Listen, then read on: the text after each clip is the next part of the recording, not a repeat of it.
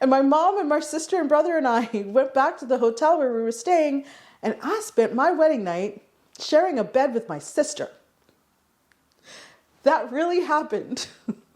Hi, my name is Batabile, and I'm divorced. I've been divorced for 17 years. No, I don't look a day over 14. But yes, I've been divorced for 17 years after being married for 10 years.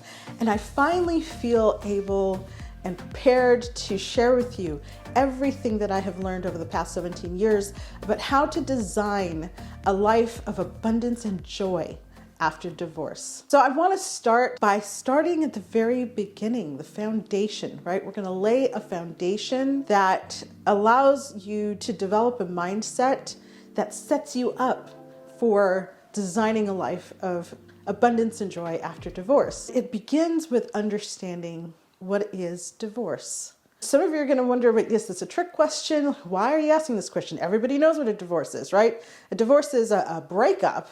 It is often a painful, devastating experience where people who have been in an intimate relationship where they promised each other to love and cherish each other for their lives, they made this commitment to each other, are now, for whatever reason, finding themselves having to break those promises.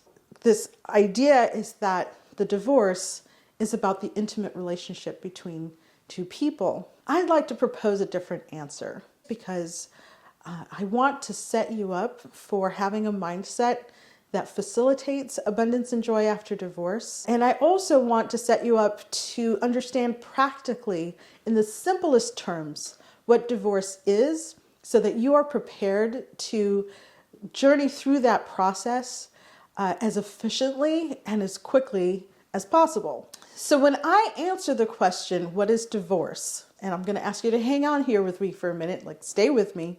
We're going to geek out for a little bit. The answer is, it depends. It depends on the kind of marriage you have. So in the United States, right? So let me caveat and say, most of the time, the stuff that I'm going to be talking about is most relevant to the United States. That's where I have lived for most of my life. That is where I got divorced and have lived those 17 years after divorce. And so a lot of what I say is most relevant to the United States, although I'm hoping that it's helpful for people all over the world. But in the United States, there are at least 4 categories of marriage. There could be more. If you think of more, I'd be happy for you to let me know, put that in the chat, or in the comments below. But to my understanding, there are 4 categories of marriage. The first category of marriage is civil law marriage. That is marriage that is governed by the civil law, so it's governed by the government. The second category of marriage is religious or faith tradition governed marriage. An example of that would be polygamy.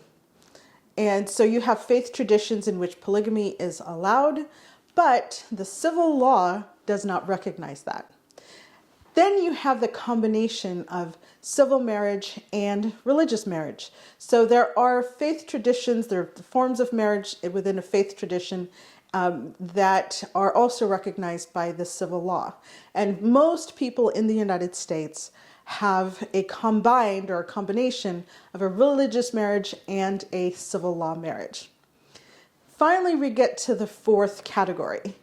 And the 4th category is a category that is not generally recognized by either a faith tradition or the civil law. An example of that would be a throuple that involves 2 men. If there is a faith tradition that recognizes that, I don't know about it, but I'd love to know. So put that down in the comments. When it comes to a civil law marriage, there are people who get married perhaps in court, in front of a judge. They're not in church. There's no pastor involved. And in fact, I'll tell you what, the first time I got married, because my ex-husband and I got married twice to each other. The first time we got married, we did this outside of the United States so that I could apply for a green card for him to come and live with me. And it was totally legit. We were engaged for 3 years before we got married, so this wasn't just for a green card. But we were married in the judge's chambers by the chief magistrate of the country where we were married. My mom was there with my sister and my brother, and my dad didn't come intentionally because he didn't want to give that marriage the legitimacy of being a full marriage. My mom and my ex-husband's uncle agreed that having this marriage in the judge's chambers with a judge, no pastor being involved, wasn't actually a marriage. It was a legal ceremony that was necessary for us to be able to get my ex-husband into the country and then actually have a wedding. And they took that so seriously that after we had the ceremony and we left and then we went out to eat, and my ex-husband actually graduated from an academic program that he was in that night.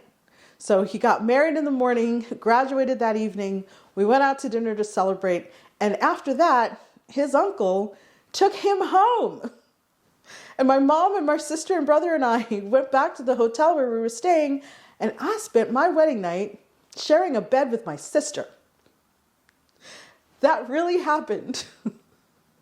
That is how serious it can be for people when it comes to making sure that the religious part of a wedding ceremony is involved in terms of people getting married. They really don't see a marriage or a wedding that happens without the involvement of a priest or a pastor as being married. But for legal purposes, you can't get a divorce in church, like a legal divorce.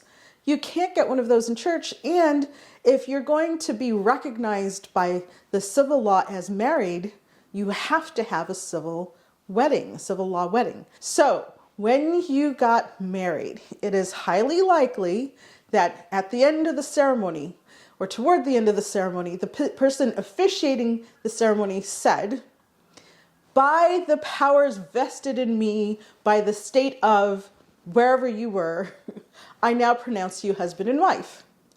That statement is a statement that is relevant not to religion at all.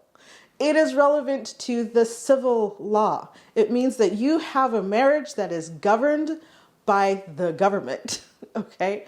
And so when you get divorced is when that becomes clearest. Most people only come to really recognize this when they're getting divorced, and they discovered that there are steps that you have to follow and rules that you have to follow in order to get divorced because you have a civil law marriage. Now, if you have a civil law marriage combined with a religious marriage, you might have to kind of go through 2 sets of processes to get divorced. So there's the civil law process, and then there is the religious law process. So if, for example, you're an Orthodox Jewish person, or you're Muslim, or you belong to any tradition in which the church also governs your marriage, you might then have to go through another process.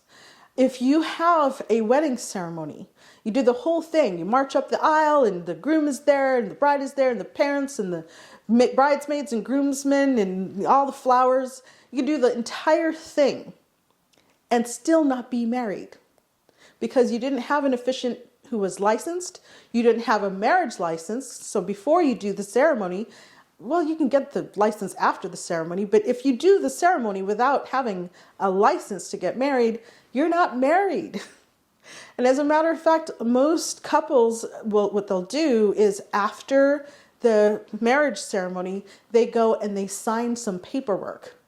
You sign your marriage license, and that is when you get married. So the divorce that you get depends on the kind of marriage that you have. Now, if you have a combined religious and civil marriage or just a civil law marriage, this is what your divorce is.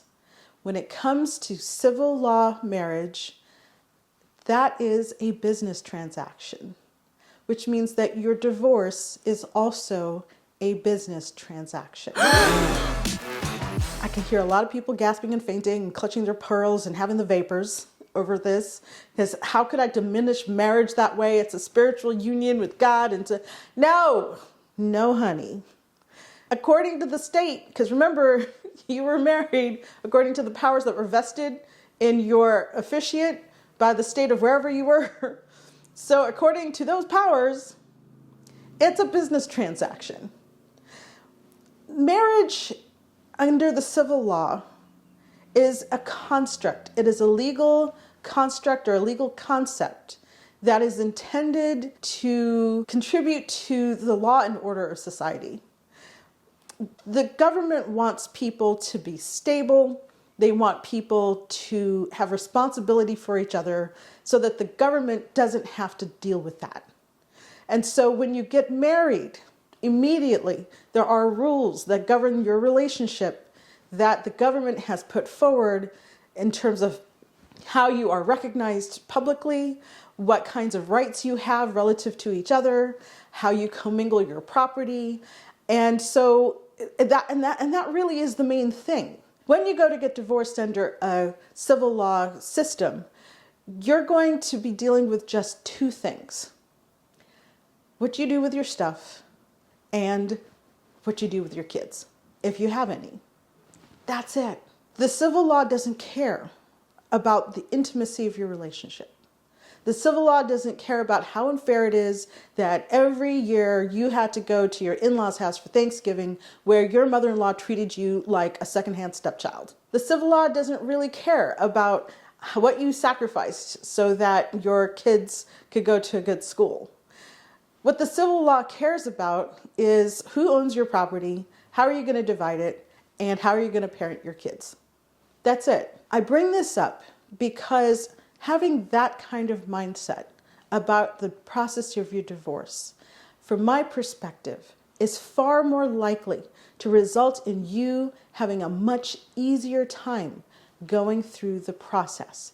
If you can think of it as a business transaction, that way you have narrowed the focus of what it is all about to what the court and your lawyers understand it to really be all about. You will find yourself saving an awful lot of time and money and emotional anguish that is not necessary for the divorce process. That's not to say that your emotional experience going through divorce doesn't matter. It really does. But dealing with your emotional experience going through divorce does not belong in court. It doesn't belong in your lawyer's office. It's not something that your lawyer can help you with. It's important for you to understand that if you're going through a divorce, you've decided this is going to happen, or perhaps your spouse has decided that this is going to happen, that from a mindset perspective, to help you get through this process as intact and emotionally stable as possible, you think about the divorce itself as a business transaction. Those issues that you want to bring in that don't have anything to do with how you divide your stuff and how you parent your children, bringing in, all the stuff about the past and unfairness and hurt and how you hurt each other, that does need to be taken care of. And that's one of the reasons why I'm doing what I'm doing, is focusing on your emotional journey and about your emotional well-being and your mindset when it comes to the things that are outside of what the law can address. But it's really important to recognize and respect the distinction between the two so that you can have a journey through divorce that doesn't rip you to shreds. Thank you so much for watching this video. I hope that I've provided something of value for you in this video. I look forward to sharing more with you about what divorce can be all about and life after divorce, and to help you to be able to navigate that process with as much dignity and joy even as possible. I look forward to sharing a little bit more of my story and what I've learned, but really more focusing on what you need. So I'm happy for you to put into the comments if there are questions you have based on what I've shared in this video. This is just the tip of the iceberg. I'm just beginning. I have a video coming up where we're going to talk about how to decide when you're going to get divorced, and then another video about what steps to take, having a checklist, for example. You're probably going to need to move, or if you're not moving, there is the mechanics of dividing your stuff or making a decision whether or not to divide your stuff. I made a very unusual decision when it came to the division of property. I'm going to be sharing that with you. Look out for that. I'm interested. I'm going to be interested to see what your reaction is to the decision that I made. But I look forward to sharing all of this and more in future videos. Please be sure to like, subscribe, ding the bell so that you always get notified when I post a new video. And welcome to the community. Thank you for sharing this time with me. Have a wonderful day, and I'll see you in the next video. Bye for now.